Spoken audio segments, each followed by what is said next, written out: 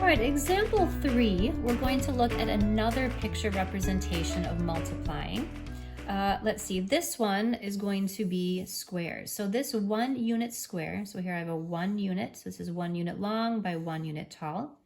It was split into fourths, so here I have 1/4, 2/4, 3/4, and 4/4. And then I split it into fifths this way. So here's 1/5, 2/5, 3/5, 4/5, 5/5.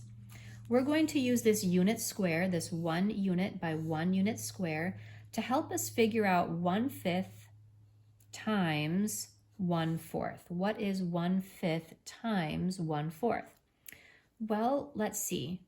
Here's the 1/4. Here's the 1/5. Where do they overlap? They overlap in this little darkened shade, little rectangle right there. So, and how many of those do we have? There's 1.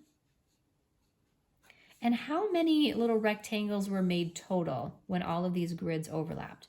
Well, we have 5, 10, 15, 20. There's 20 total. But I only have 1 of them where they overlap. 1 by 1 only gives me 1. So 1/5 times 1/4 gives me 1/20th. If I were to break this 1 unit square into fourths this way and fifths this way, and I only want a fourth of this fifth, I'm going to end up with 1/20th of the entire thing. So, my goodness, when we multiply a fraction by a fraction, we end up with a much smaller amount. Let's go on to example 4. We're going to do that same idea of the 1 unit square. We're computing 1/3 times 1/6. And I've already broken up the horizontal into 1/6. So here's my 1/6. I'm going to break up my vertical into thirds. So I'm going to break it into 3 equal parts. So that looks about right. So here's that line and here's this line. So here's 1/3, here's 2/3, and this would be 3/3 up there. Okay. So let's see, how many parts total do we have? Well, I have 6, 12, 18 little rectangles. I'm looking for where 1/6 and 1/3 meet. That would be this one right here. So how many of those rectangles do I have? I have 1. And how many total do we have? Well, we have 18. 1/3 times 1/6 is 1/18th. Now you go ahead, pause the video, and try computing 1/7 times 1/3. See if you can use the unit square to help us visualize what that looks like.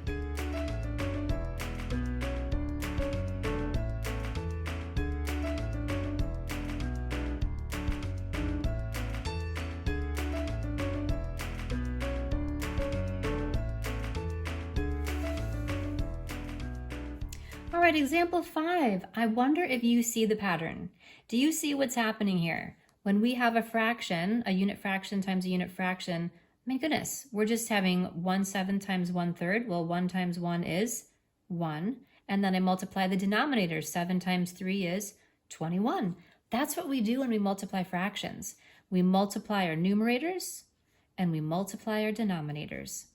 So compute 1/6 times 1/8. Well, 1 times 1 is 1, and 6 times 8 is 48. That's a very, very tiny little amount. You go ahead and try computing 1/9 times 1/5.